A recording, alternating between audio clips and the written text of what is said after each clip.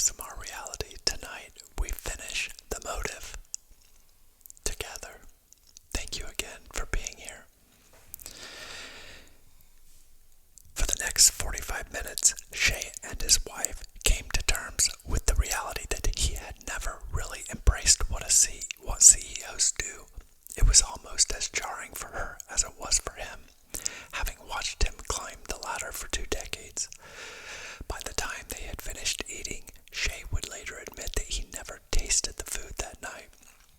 They did something that they had never done during any of their dinners at Maria's. They ordered dessert. They had always joked about flan, wondering if anyone actually ordered it, but here they were asking the waitress to bring them a plate of the gelatinous goo. By the time it arrived, Shay was coming to terms with his situation and could actually taste what he was eating. "This is actually real good," he declared to Danny. She laughed. "You seem a bit lighter than you did a few minutes ago." "Yeah, I guess I'm seeing the light at the end of the tunnel here, and it feels like a relief." "Tell me more," Danny asked as she wrestled flan onto her spoon. "I don't know. I can't see how this is going to play out, but I think it's time I forced myself to grow a little." Danny chuckled. What? She wanted to know. It sounds like the end of a Hallmark movie. "I think it's time I forced myself to grow a little." Shay laughed. "Hey, since when did you become a cynic?" He threw his napkin at Danny. "Maybe I'm maturing here." "I'm sorry, honey. I'm proud of you," she said sincerely, and then couldn't resist saying, "I can't wait to see how you look in your big boy pants." He laughed. "Let's get out of here and have a weekend. I'm tired of thinking about work." Over the course of the next few weeks, Shay and the investors dove into the details of the acquisition, which meant that Shay had plenty of opportunities to interact with Liam and his executive team on a tactical level. Much to Shay's surprise, Liam found a way to be professional and productive. A few of his leaders in San Diego were a little less cooperative. Through it all, Liam continued to pound Shay, always privately, when he saw him put his own needs ahead of the company's. "What do I have to lose?" he even admitted to Shay on one occasion. On a personal level, Shay felt like he was riding a roller coaster, forcing himself to think about his job. I forgot to shut the air conditioner off. Forcing himself to think about his job differently, he found himself excited one moment about the prospect of Golden Gate becoming a more substantial entity in the market, and down the next moment for reasons he didn't completely understand. But there was little time for self-analysis, given the pace at which they were trying to execute the merger. And to make things more difficult, Shay felt the need to present himself to his board members, investors, and new employees as a confident, self-assured leader by the time the deal was on the verge of completion. He was exhausted by having to play that role and knew that the upcoming week of announcements was going to be a rough one. Instead of going to business school, he told Danny on Sunday night before bed, "I feel like I should have studied acting." Neither of them laughed. "Pray for guidance," Danny offered, "and courage." Shay was too tired to sort out what that might mean. On Monday morning, Shay set up a video call for himself, Liam, and one board member from each of their companies. Joey, Shay's private equity guy, was his board representative, and he was in the room with Shay. Liam invited Catherine Peterson, a retired executive who was in Liam's office representing Del Mar's board. When the call began, Shay introduced Joey and Catherine and laid out the agenda for the call. "Okay, we're here to clarify some of the last details in the acquisition. I want to get clear on what the deal would look like and how it would play out financially, strategically, and organizationally." Shay seemed more confident and commanding than Liam had seen him be at any time on that Friday a few weeks earlier. Catherine spoke first. "Can we start with the organizational piece?" Shay looked at Joey and they nodded at one another. "Sure." Catherine continued. "I'm wondering how you," Shay interrupted her, excuse me, Catherine, but before you ask any questions, let me lay out what the executive team would look like, and we can go from there. Even on video, Shay could tell that Catherine seemed a little miffed by his directness and control. That's fine, she said, unenthusiastically. Okay, Shay began. I realize this is going to seem like it's coming out of the blue, especially at this late stage, but it's become clear to me that Liam should be the CEO. Everyone on the call, including Joey sitting next to him, was stunned, but no one spoke, so Shay continued. Liam's acceptance of that role is not contingent on what I'm about to ask him.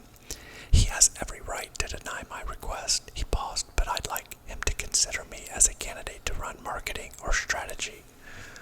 Finally, Joey spoke. So you're going to acquire his company and he's going to run it? He seemed more confused than disappointed. Shay nodded. Yeah. It's clear that he is better at all the leadership and management stuff. And if we're going to be acquiring 2 more firms in the next 2 years, we need him focused on building the organization like he did at Del Mar. I can focus on integrating our marketing efforts and finding the next few acquisitions. Catherine was now smiling. Liam wasn't. Liam finally spoke. Well, first I'd be lying if I didn't say that I'm shocked. He took a deep breath. Shay nodded. Liam continued.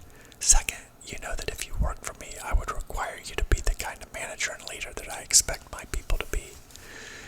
Shay nodded again, smiling. Yeah, I realize that. If you could be patient with me, I think I could do it. Liam went on. And third, I'm still not convinced that this merger is the right move. Financially and strategically, I mean, we're holding our own against All American down here in San Diego. And I'm concerned that a larger organization would not be able to maintain the kind of customer intimacy that provides our key point of differentiation from a large national company. Wow, Shay remarked, you're smarter than you sound. It's the accent, Liam joked. Everyone laughed, but genuinely, not in a sitcom kind of way. For the next 95 minutes, the 4 executives debated the viability of the merger. Liam changed his mind 3 times based on insights from Shay and Catherine. At the end of the meeting, Shay thanked everyone for their time and energy. This was a fantastic conversation, and because of that, I think we've come to the right decision. 3 months after the deal was closed, Shay and his family moved to Southern California. By the end of the summer, Danny would say that demoting himself was the best decision her husband had ever made. He was enjoying his work for the first time in a year and learning more about managing and leading than he had at any time in his career. Late one night after they had put their boys to bed and were closing down their new home, she nervously asked him a question. Do you want to be a CEO again someday? Without hesitation, he replied no. Danny was surprised until he finished, but I'm starting to think that in a few years I might be ready to do what a CEO does.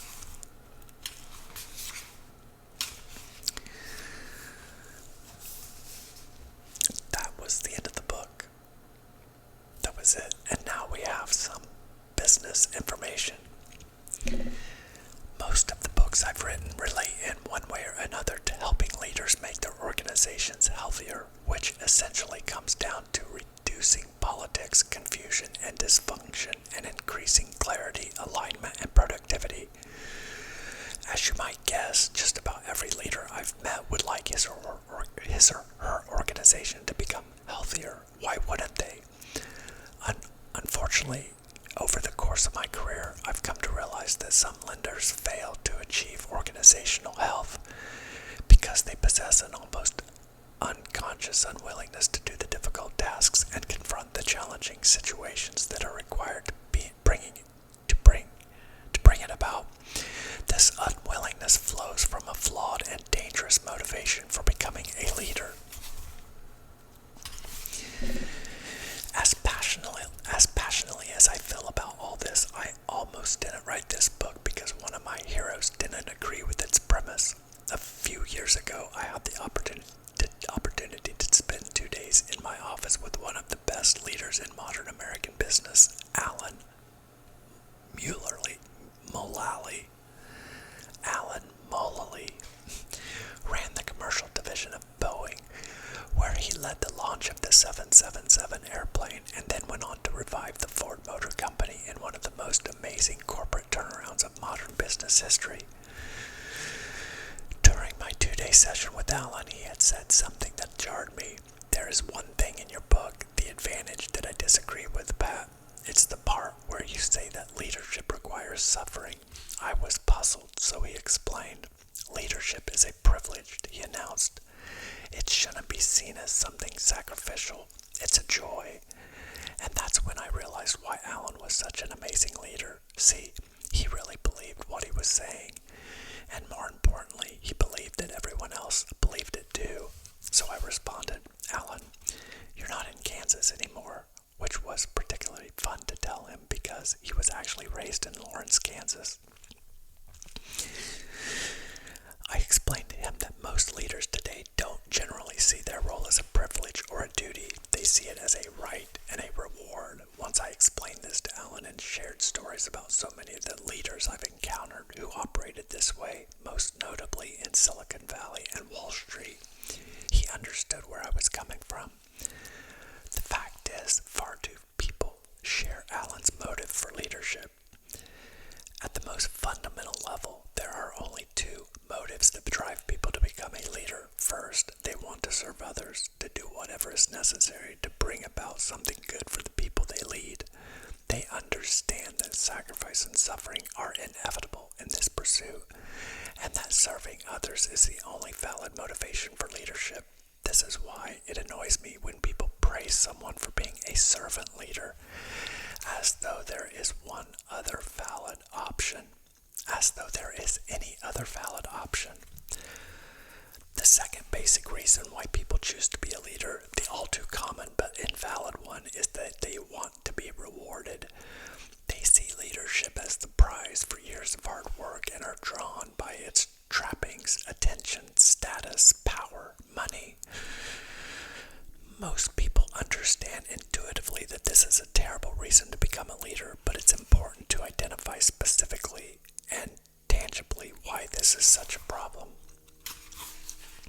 When leaders are motivated by personal reward, they will avoid the unpleasant situations and activities that leadership requires. They will calculate the personal economics of uncomfortable and tedious responsibilities. Responsibilities that only a leader can do, and try to avoid them. The inevitability. Sorry, there's a plane going over, if you can hear that. Good God, it's loud. This inevitability leaves the people in their charge without direction, guidance, and protection, which eventually hurts those people and the organization as a whole. Employees still express their disbelief as to how their leader could have been so negligent and irresponsible, yet it makes perfect sense in light of his or her motive for becoming a leader. An analogy might help us understand how this can prevent someone from being successful. A father who maintains the belief that being a parent should be convenient and fun is going to have a hard time embracing the concept of spending a lot of time with his children or attending their activities, as long as he maintains the notion that dads shouldn't have to frequently sacrifice their own interests for the needs of their kids. Then the most you can expect from him is begrudging compliance when it comes to an occasional game of chutes and ladders or a trip to Chuck E. Cheese. To mention nothing of changing dirty diapers or helping with algebra homework. Only by shifting the underlying attitude about what it means to be a parent can that dad become a good one. When it comes to leading an organization, I've found that reward-centered leaders operate under a similar assumption. Their role should be convenient and enjoyable, so they delegate, abdicate, or ignore situations that only the leader can address, leaving a painful and destructive vacuum. What makes this so problematic is that most of them don't even understand the flawed nature of their motive for leadership. Many even take pride in it. Well, it's time to expose reward-centered leadership for what it is and help leaders overcome it for their own good and the good of the people and organizations they are supposed to be serving. This is what this book is all about. In the following pages, I will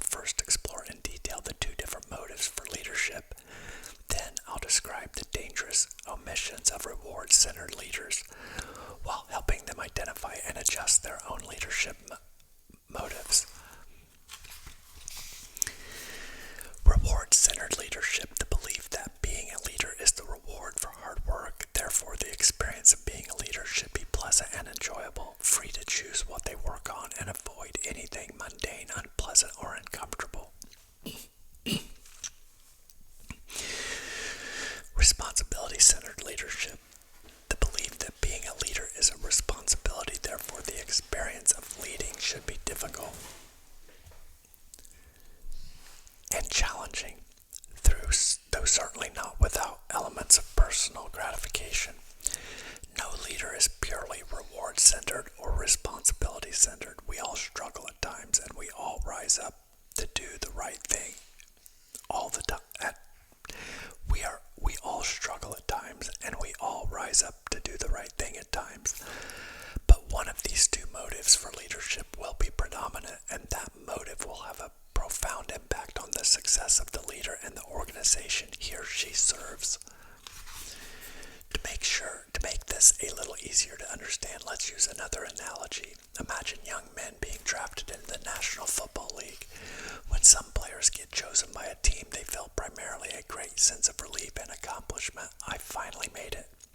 After years of hard work, I'm being rewarded and recognized. My life is about to become more enjoyable, and I don't have to worry about money.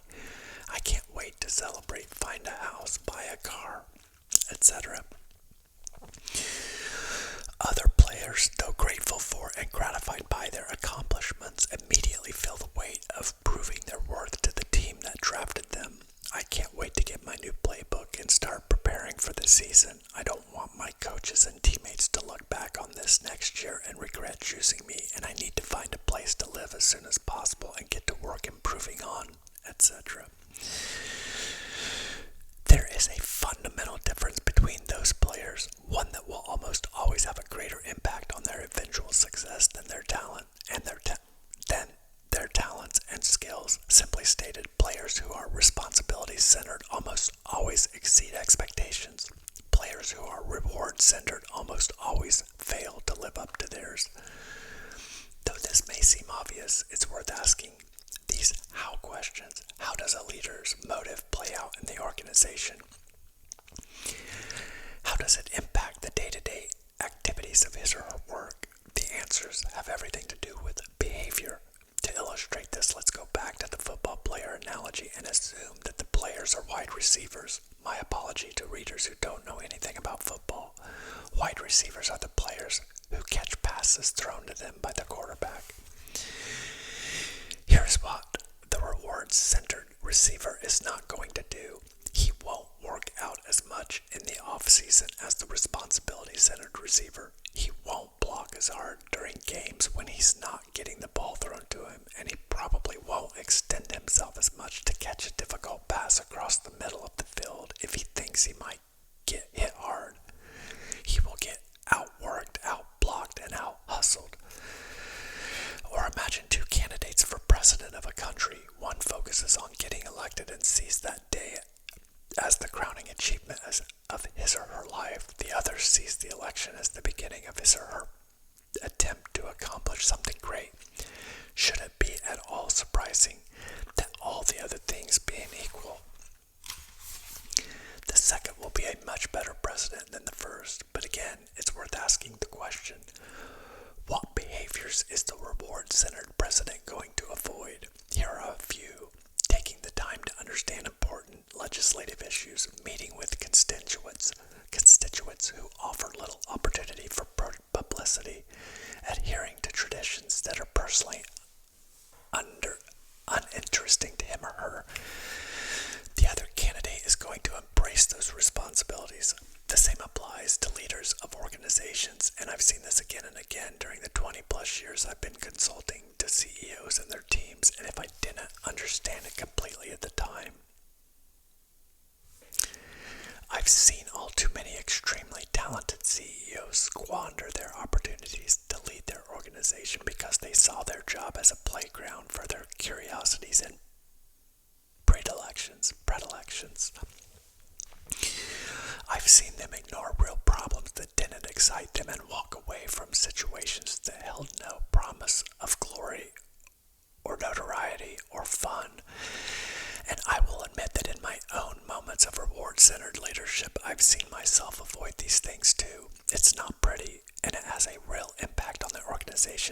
we lead.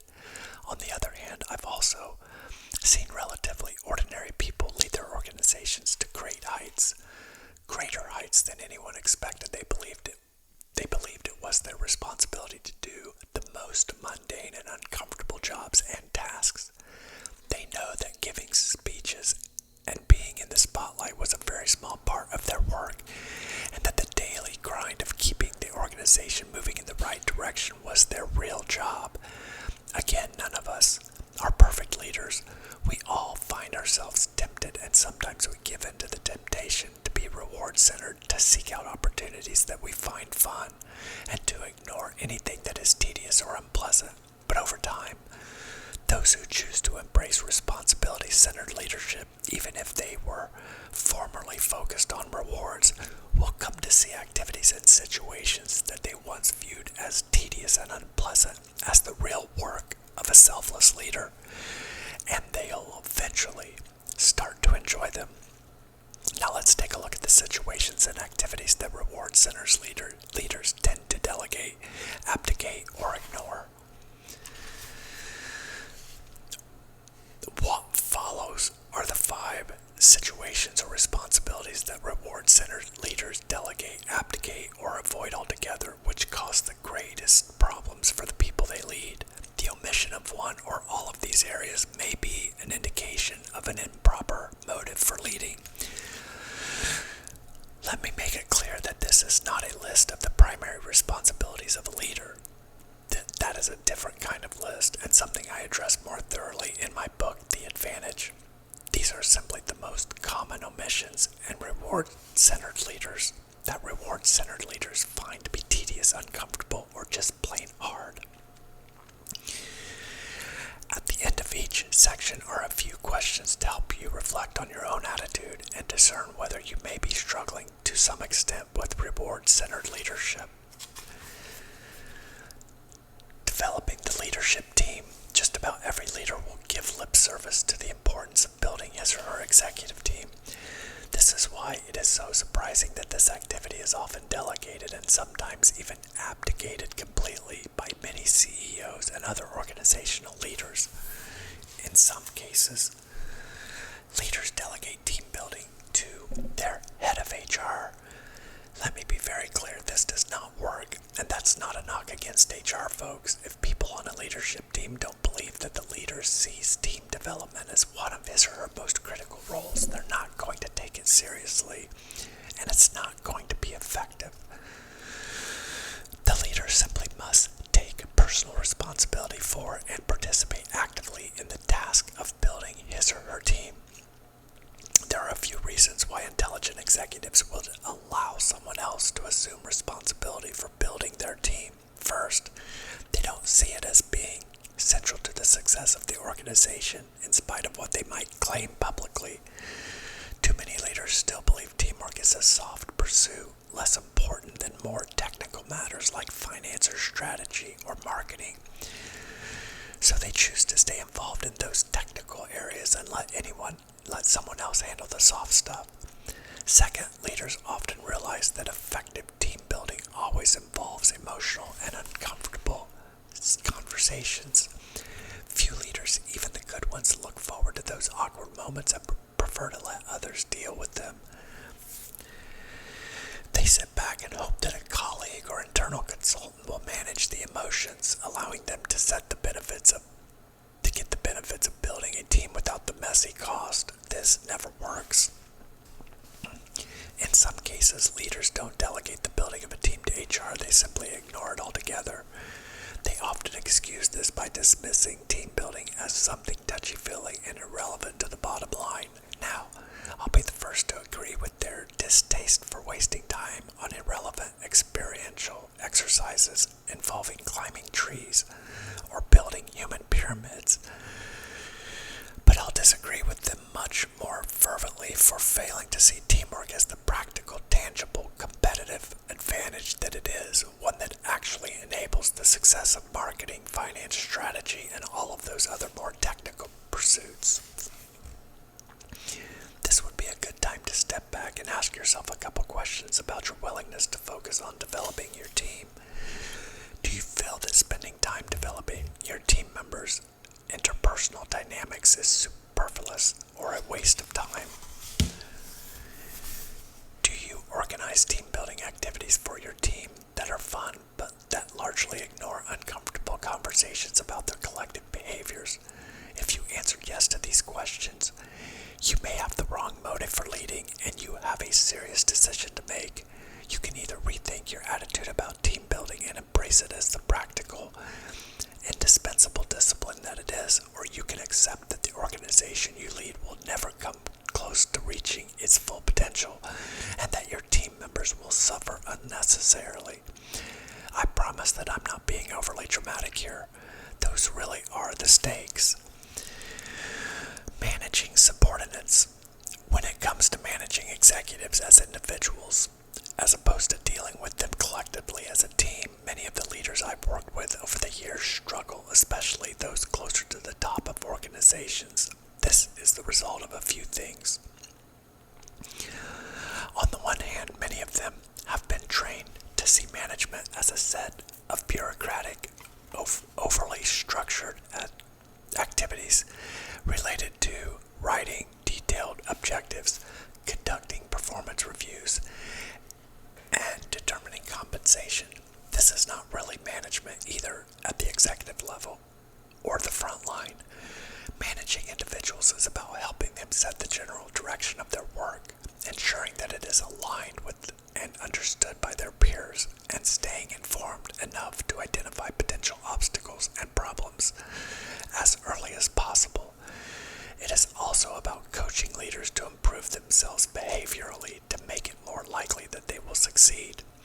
I have found that CEOs often have far too little understanding of what their executives are working on, and they justify this by declaring that they abhor micromanagement or by claiming that they implicitly trust their subordinates. Of course, trusting someone is not an excuse for not managing them, and helping subordinates establish a direction and knowing how they are progressing is far from micromanagement. There is a secondary aspect of managing individuals that a leader must fulfill.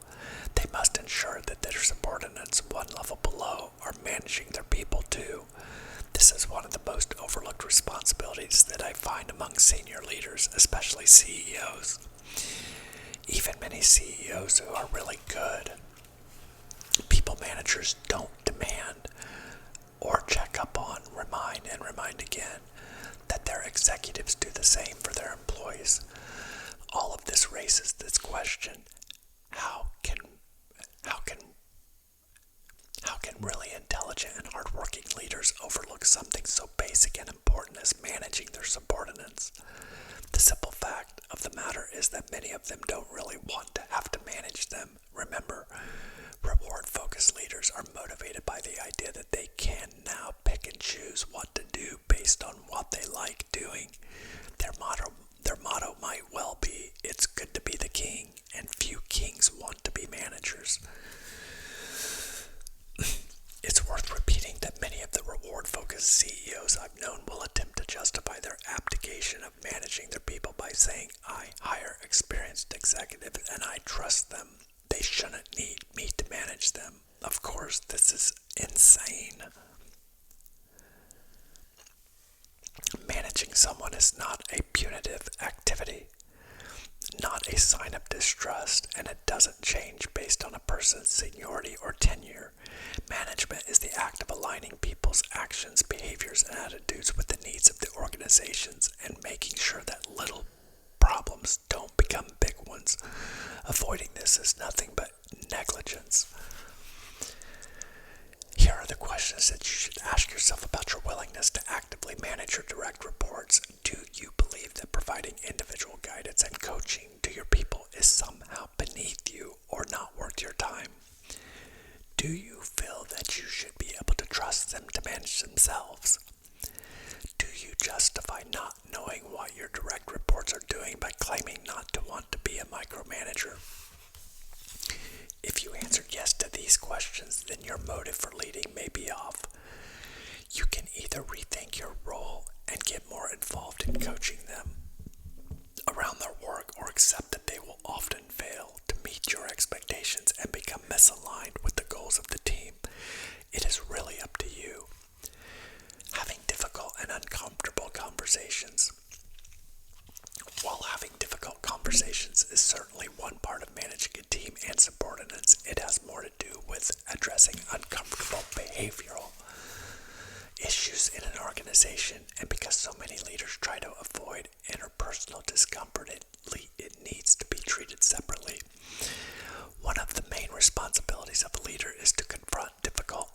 issues quickly and with clarity, charity, and resolve.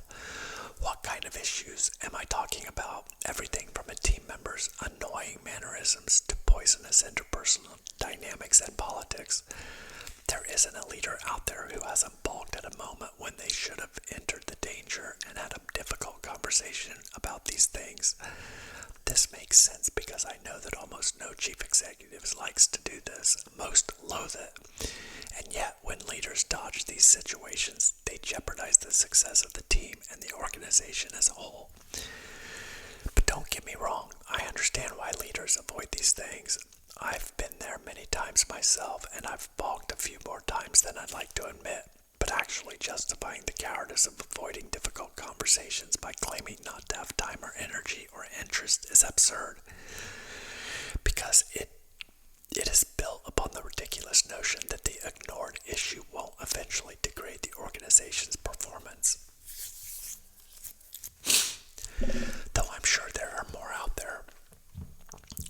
I've met only one leader who actually seemed to enjoy the idea of confronting his people, and he would address just about anything from not being prepared for presentations to looking at their phones during meetings to being rude to their colleagues. He is Alan Mulally, whom I mentioned before. One of the keys to Alan's success was something I call joyful accountability. He liked to approach people who needed correction and cheerfully let them know that it was completely up to them whether they changed their behavior or attitude. He would remind them that if they couldn't change, he would still be their friend, but they couldn't continue to work at Ford or Boeing. Alan was neither passive-aggressive nor condescending when he said these things. He meant every word, and more often than not, people he confronted changed their behavior. Plenty of times they chose to leave the organization, which is a heck of a lot better than them staying and continuing their behavior, having to go through a lengthy, painful, and expensive process of being let go. And for those who left, it was better and more dignified that they choose to leave of their own volition. Wouldn't it be naive, if not disingenuous, to deny that Alan's success at Boeing and Ford had something to do with his willingness to have difficult, uncomfortable conversations with his people? I certainly think so, and so does he. He knew that building or turning around an organization started with changing the behaviors of the leaders who worked for him, which led to behavioral change in the rest of the organization. And this is true for any leader. Failing to confront people quickly about small issues is a guarantee that they will become big issues, and if you're not a responsibility-centered leader, one who understands that if the leader doesn't do it, no one will, then you're probably going to find a reason, almost any reason, to ignore these messy issues and do something else. Before moving on from this topic, it's probably worth taking a moment to call out the simple underlying reason that most people avoid difficult conversations. It is embarrassing and awkward. There is nothing comfortable about turning to a man or woman who you know, someone who is of similar age to you and who is talented in their own right, and telling them something that makes them feel momentarily bad. I have to admit that I don't like doing this, and I used to be really hesitant to do it, until one day I realized that the holding back and avoiding those conversations was actually an act of selfishness. I wasn't avoiding these conversations for the sake of my employees' feelings, but for my own. In the end, I was trading off my discomfort for theirs, leaving them to experience even greater pain than their shortcomings manifested themselves during a performance review, a compensation discussion, or worse yet, an exit interview. Ouch. And that's to say nothing of what it did to the organization as a whole. What follows are a few real-world anecdotes of leaders who didn't understand the benefits of engaging in uncomfortable conversations. I once attended a client's leadership team meeting and watched in disbelief as a disrespectful and irritating executive fell asleep for a long period of time, right in front of the CEO. She said nothing to him even after the meeting was over. I knew the chief information officer of a large and well-known company. I'll call him Fred. One day Fred learned via a company-wide classified email announcement that the CEO, whom he worked for, had hired a new CIO, since the CEO never bothered to tell him that he was being replaced. Fred called his office to schedule a meeting. The CEO's assistant said she could find no time for them to meet, and the CEO avoided seeing Fred for weeks. At one point, the two men were sitting across from one another on the company's private plane, and the CEO pretended to be asleep to avoid a conversation. Eventually, Fred just left the company on his own. I promise I'm not making that up, and believe it or not, that CEO went on to write a book on leadership.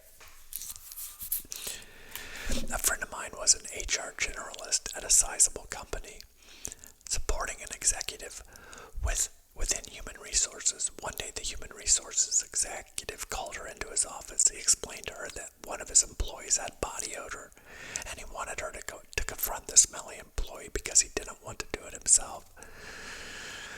The CEO of a company was in the midst of a search for a new chief operating officer, an unpopular member of his executive team. Fred began telling his peers that he was going to get the job, which would make him their boss. The concerned executives did not relish the idea of working for Fred, and so they confronted the CEO about the situation.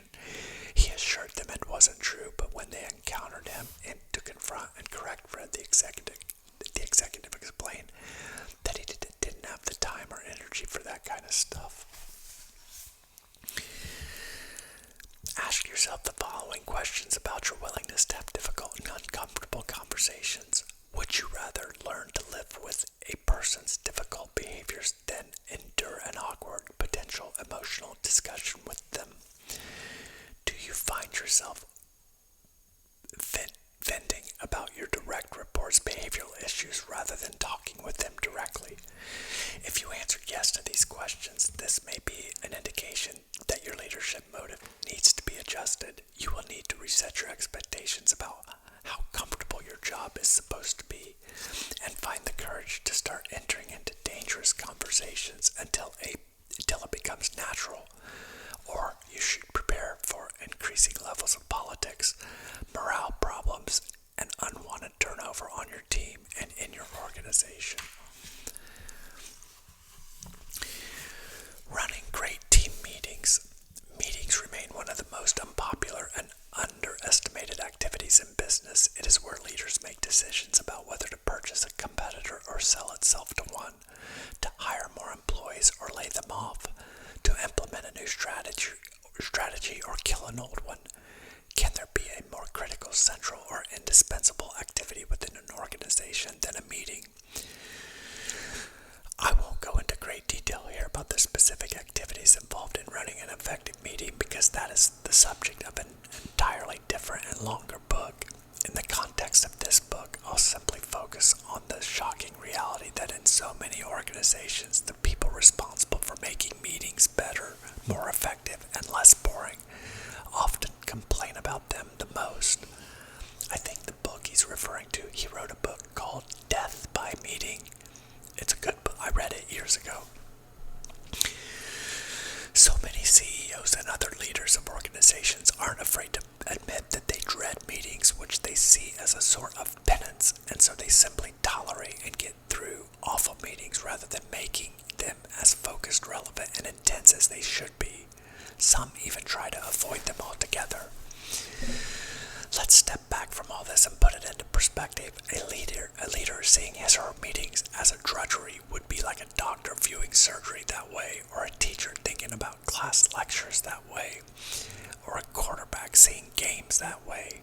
As I said earlier, meetings are the setting, the arena, the moment.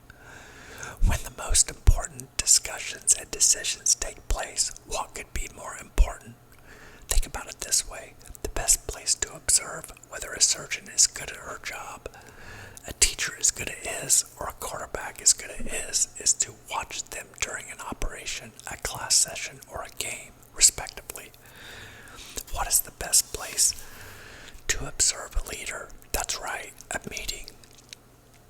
When leaders accept the less than amazing status of meetings, the results are twofold. First, and most important of all, it leads to bad decision making. The fact is, if meetings are not engaging, it's completely logical to conclude that the quality of those decisions will be subpar. I cannot fathom, or for that matter, measure how to adequately gauge the impact this has on the performance and success of an organization, but it is undoubtedly enormous. The second problem of accepting bad meetings at the executive level is that it sets the precedent for the rest of the organization. What is tolerated at the top of the company is often the ceiling of what can be expected deeper within it. That's not to say that some managers won't try on their own to make their meetings more effective than those of their boss, but it's unlikely that they'll feel much pressure to do so. Contrast that with the manager whose CEO runs fantastic meetings. He or she is likely to want his or her meetings to measure up to those standards. This is not rocket science. What follows are a few real-world anecdotes of leaders who didn't embrace the critical nature of meetings. I once worked with a very charismatic CEO who hated meetings. He would frequently check out during conversations, looking down at the chair next to him where he had laid out the sports page. What was so amazing about this was that everyone on his team knew what he was doing, but they seemed to have resigned themselves to the fact that he just wasn't going to be interested in detailed conversations about the business unless those conversations held some personal interest for him. His company eventually imploded in a way that surprised everyone, and the CEO's disconnect and disinterest in business fundamentals was a big part of that implosion. Another CEO I knew found meetings to be largely a tactical administrative exercise. He wasn't going to cancel them, but simply wanted to reduce his own investment in them, so he delegated the design and facilitation of executive staff meetings to his head of HR. Members of the executive team, including the HR VP, found these meetings to be dispassionate and attributed it to the CEO's lack of interest in what was going on. Here are the questions you should ask yourself about your meetings. Do you complain about your own meetings being boring or ineffective, and do you long for the end of them? Do you allow your people and yourself to check out during those meetings, or perhaps skip them from time to time for more important work? If you answered yes to those questions, you may have a problem with your leadership motive.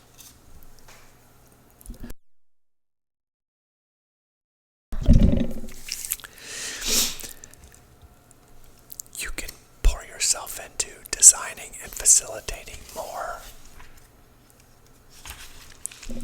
intense focus meetings, or you can resign yourself to suboptimal decision making, reduced innovation, and a good deal of regret. Every choice, easy choice, right? Communicating constantly and repetitively to employees.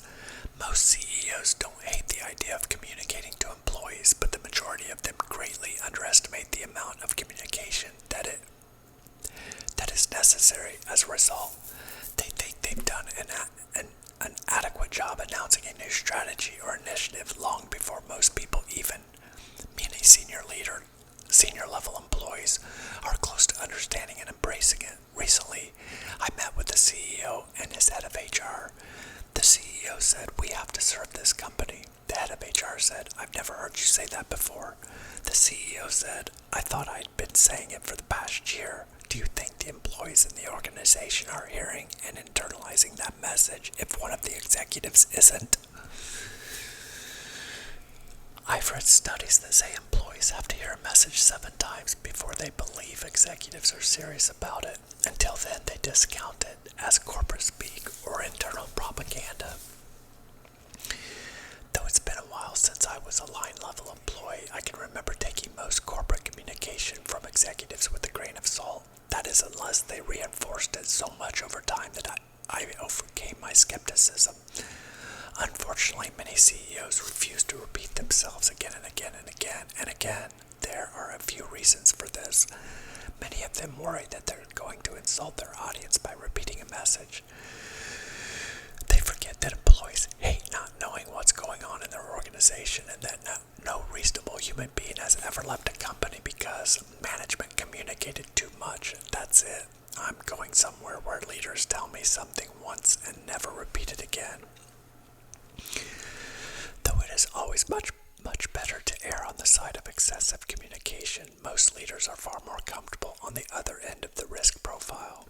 Another reason that CEOs, especially the reward-centered ones, fail to communicate enough is that they get bored with their messages. Haven't we done this presentation about our core purpose and values before? What else do we have? They fail to appreciate that the purpose of communication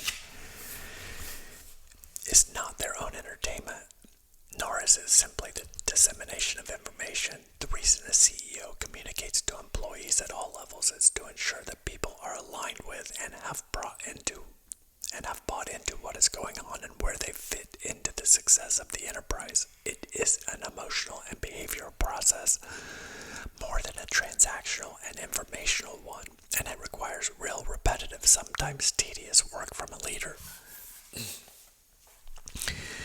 The very best leaders in the corporate world understand this and don't hesitate to repeat themselves. They see themselves as CROs, Chief Reminding Officers, whether they're giving a talk to an employee event, sending out an email reminder to employees, telling the story of the company's founding during orientation, writing a letter in an internal newsletter, or having lunch with employees in a far-flung office.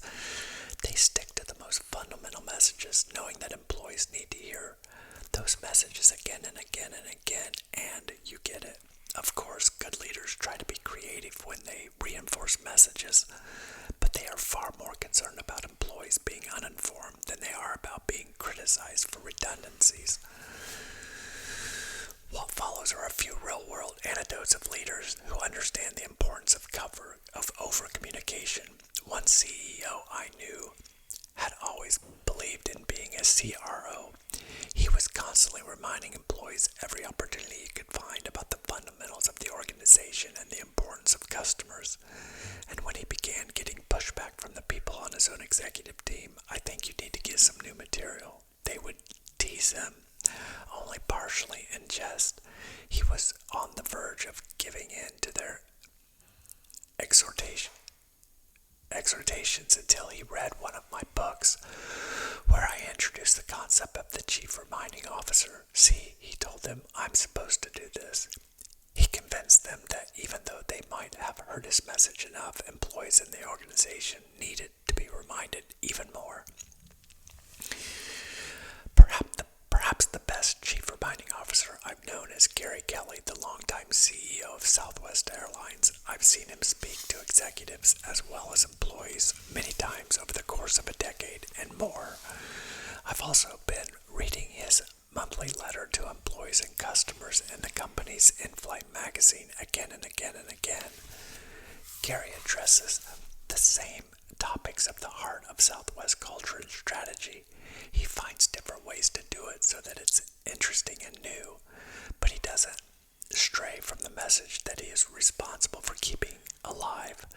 The other world-class CRO I know is, Alan Mulally. When he took over Ford, he put together a simple but effective plan for turning around the company. The Wall Street Journal invited him for an interview, and he presented that plan to them for an article. A year later, the Journal invited him back for an update, and Alan proceeded to share the plan with them again. They asked him for something new, as they had already covered that content. Again, Alan simply explained that the plan was the plan, and his job was to keep his company focused on it, and not to move from one flavor of the month to another.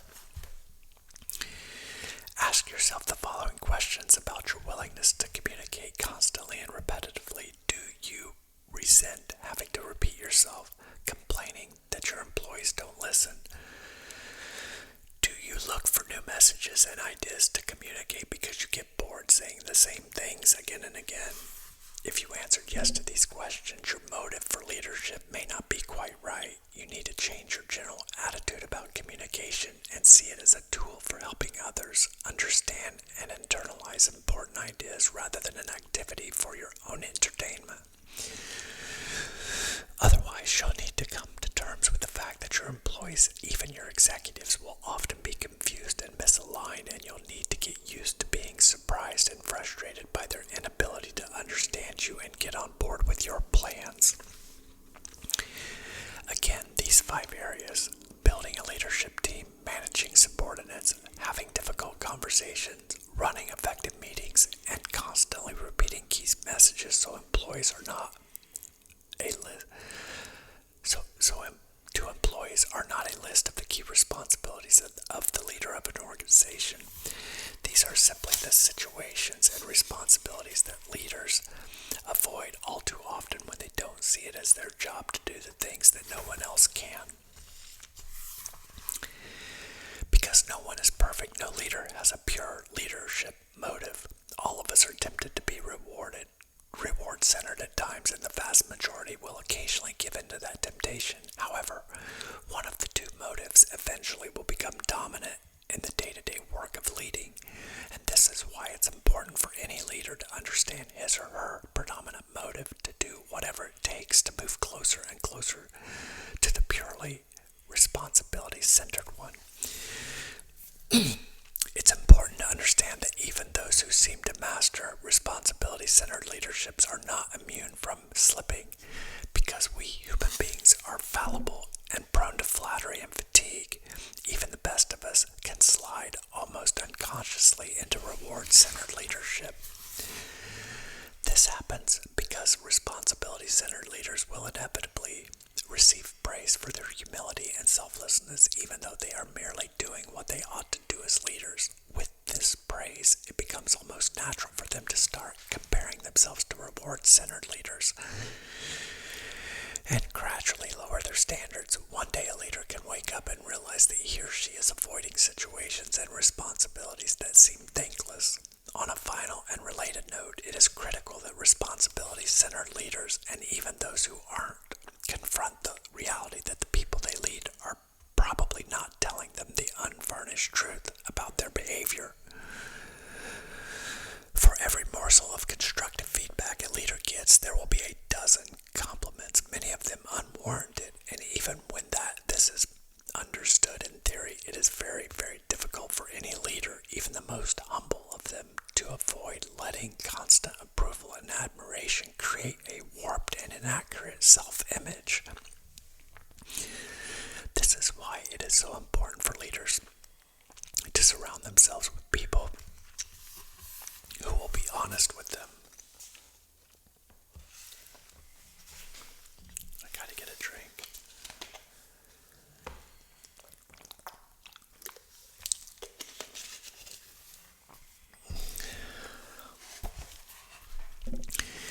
It's worth noting that not all reward-centered leaders look alike, nor are they seeking the same rewards. For instance, some leaders seek attention and status as their reward. This is probably the most common kind. Others may be more motivated by power.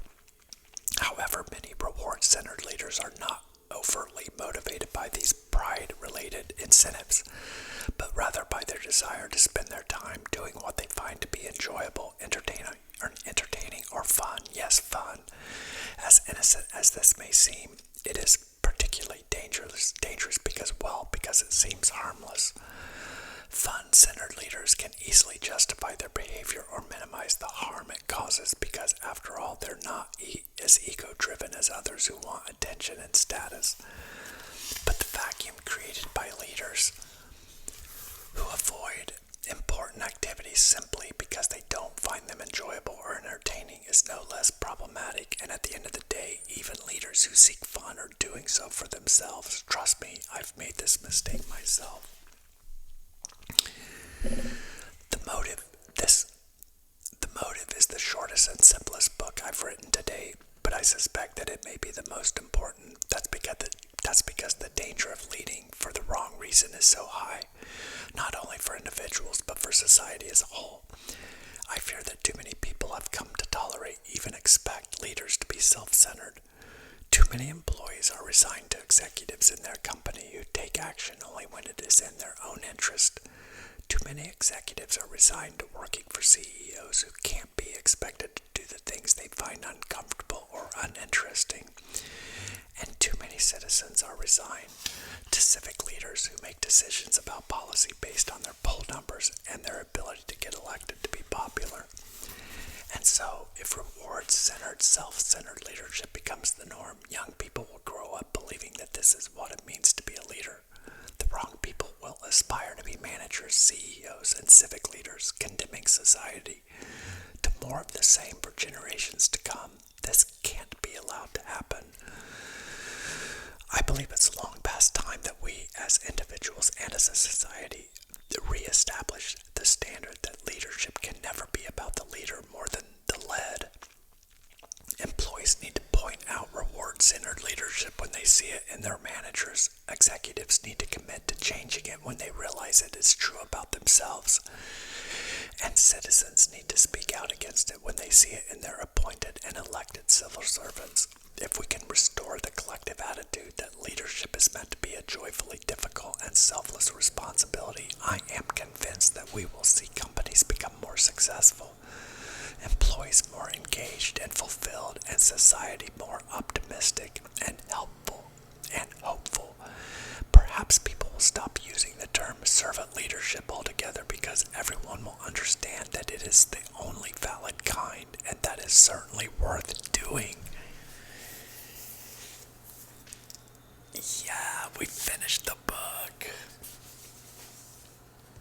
Thank you so much for taking that journey with me. And probably this is my world record longest talking video.